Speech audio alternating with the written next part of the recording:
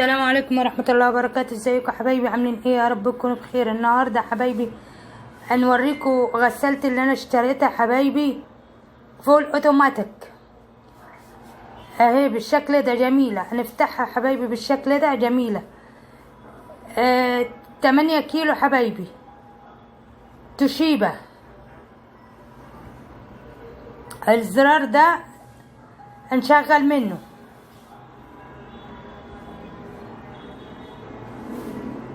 هنشغل من الزرار ده وهنطفي من ده حبايبي. وده اسمه ستار زرار، هو كل البيانات مكتوب عليها حبايبي. وهنا غسيل والعصر هنا، جميلة جدا.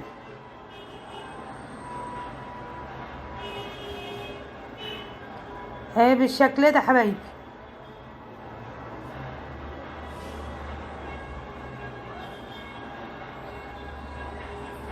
وفيها برضو رقم 3 ده حماية من الأطفال. يعني ايه؟ يعني الغسالة لو مقفولة وجاء طفل يفتحها ما يعرفش يفتحها، تشتغل مسحوق عادي حبايبي، اي مسحوق تشتغل بيه.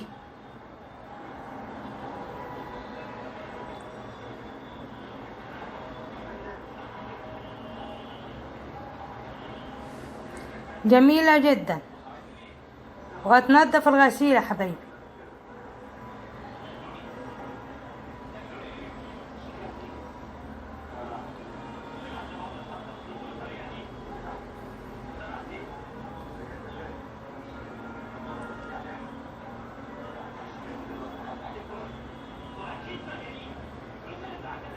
كل البيانات مكتوبة عليها يا حبايبي.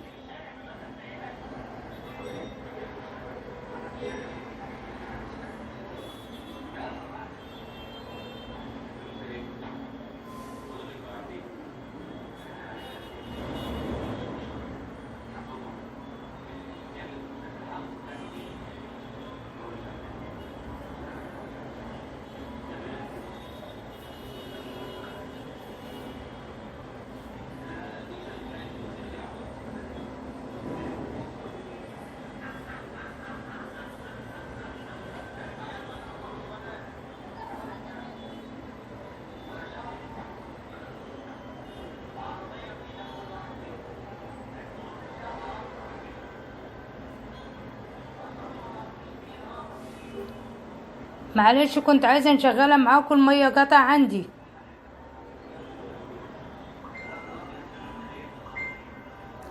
هو المكان ده حبايبي هنحط فيه الكرول. بالنسبة للمسحوق، اي نوع مسحوق عندنا نغسل بيه. المسحوق نحطه في الحلة مع الغسيل، نحط الغسيل ونحط عليه المسحوق. اما المكان ده بتاع الكرول، كب الكرول فيه. ده تشغيل، ده الستوب بتاعها مبطله.